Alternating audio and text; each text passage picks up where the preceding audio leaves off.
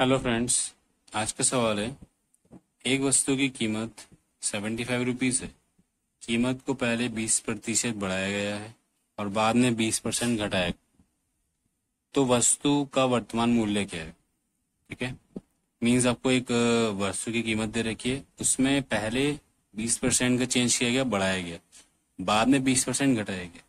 तो अब जो नया, इन दोनों प्रोसेस के बाद जो नया रेट आएगा, जो नई वैल्यू आएगी, वो बतानी है हमें क्या होगी। ऑप्शंस दे रखे हैं हमें 72, 60, 75 या 90। तो हमें फाइंड करना है। देखिए इसको कैसे करेंगे हम। अ, इसमें आप क्या करेंगे, पहले 20% को ले लेंगे हम। 20% का फ्रैक्शन क्या हो जाएगा, 20/100, क्योंकि परसेंटेज हमारा 100 होता है। और इसको जब सिंप्लीफाई करेंगे तो 2 1 जा 2 5, यानी कि 1/5। तो 20% का फ्रैक्शन आ गया हमारा 1/5। ठीक है, अब उसने कहा है पहले केस में 20% बढ़ाया गया। जब बढ़ाने की बात होगी तो आप इसको मानेंगे बेस, और ये हमारा इंक्रीज हो रहा है, तो इसमें इसे प्लस करेंगे, यानी कि आपकी इनिशियल वैल्यू मान लीजिए 5 है, जो अब क्या हो रही है 6 हो रही है, क्योंकि 20% बढ़ाया जा रहा है।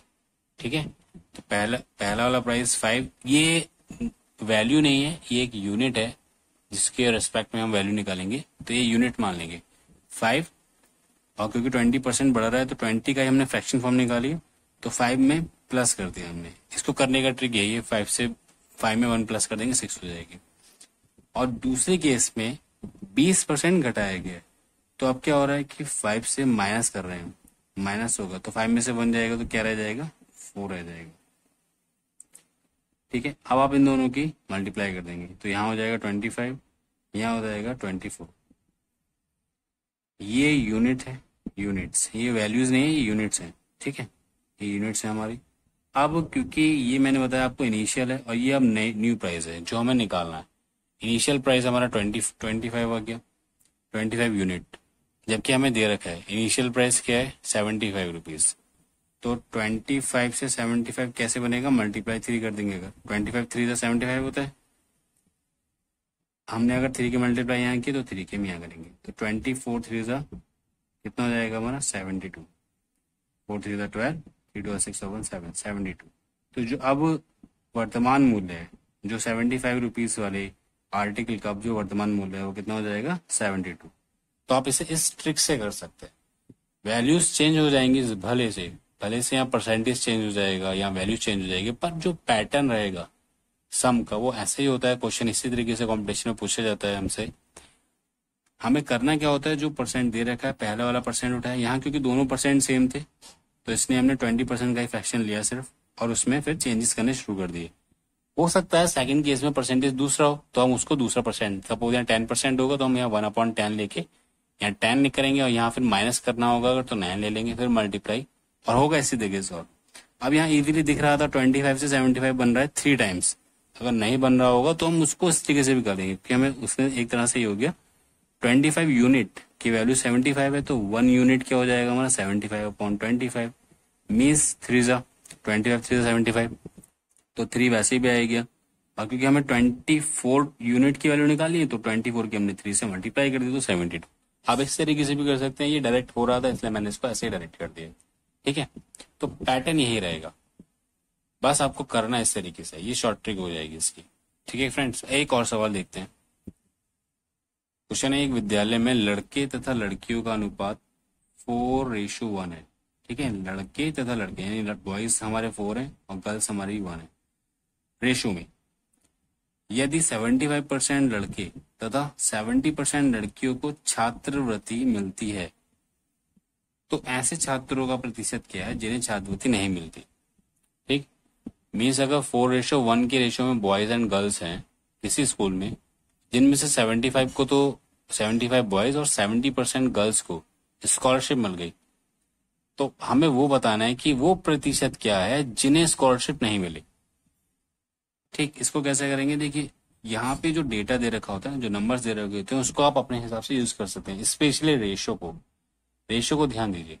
रेशो उसने कहा है हमसे बॉयज और गर्ल्स का जो रेशियो है वो 4:1 है।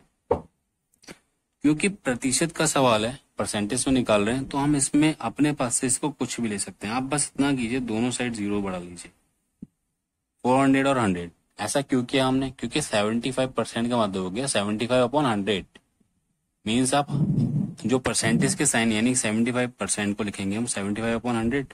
तो ये जो 100 है ना, इससे हम कैंसिल कर पाएंगे 2 जीरो को। बस कैलकुलेशन को इजी बनाने के लिए ऐसा किया। आप अपने अकॉर्डिंग कुछ भी कर सकते हैं, बट इजी तरीका यही है कि आप ऐसे नंबर्स को लें जो सिंप्लीफाई होने में ज्यादा टाइम ना ले। ठीक है, क्योंकि मैं समझा रहा हूँ इसलिए समय लग रहा है, बट आप जब इनकी प्रैक्टिस हो जाएगी, इस टाइप्स की प्रैक्टिस हो जाएगी, तो आप इनको बहुत जल्दी कर पाएंगे।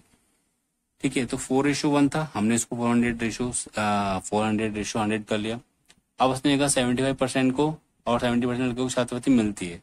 उसने ना मिलने वाले पूछे हैं, तो ऐसे कितने बॉयज हुए जिन्हें नहीं मिल रही? वो हैं, क्योंकि 75 को तो मिल गई, तो कितने रह गए? 25%। 25 बॉयज को नहीं मिलती। ऐसे ही गर्ल्स में 70% लड़कियों को तो मिल रही है, कितनी लड़कियां जिनको नहीं मिल रही? वो है 30%। अब आप कीजिए 400 का 25%, 400 का 25 मतलब हो गया आपका, वैसे तो इजीली मैं जल्दी निकाल दूंगा, लेकिन अगर आप करेंगे इसको सिंप्लीफाई, परसेंट का साइन हटाएंगे हम, अपॉन में 100, ये 2 जीरो से 2 जीरो कैंसिल, 25 4 होता है हमारा 100, मीन्स 400 का जो 25% आया वो आ गया 100। ठीक है, ऐसे ही आपको 100 का क्या निकालना है? 30%। तो 100 का 30% क्या हो जाएगा? 100 मल्टीप्लाई 30/100। ठीक है, ये दो जीरो कैंसिल, तो 30, तो इसका आ गया सिर्फ 30। तो 100 बॉयज ऐसे हैं, 100 ये रेशियो है, तो ये यूनिट ही रहेगा, मतलब एक वेरिएबल जिसको हम कह, वेरिएबल तो नहीं कहेंगे फिलहाल, यूनिट ही बोलेंगे इसको। तो 100 यूनिट्स वो हैं जो जिनको नहीं मिली। ऐसी गर्ल्स में 30 यूनिट्स वो हैं जिनको नहीं मिली, बट हमसे आंसर मांगा जा रहा है परसेंटेज में। क्या आप ये बताइए कि परसेंटेज में कितना है? टोटल, इसका टोटल करेंगे हम 100 + 30, 130 स्टूडेंट्स, क्योंकि छात्रों की बात हो रही है ना, कितने छात्र, छात्रों में लड़के लड़की दोनों आएंगे, तो दोनों को प्लस किया।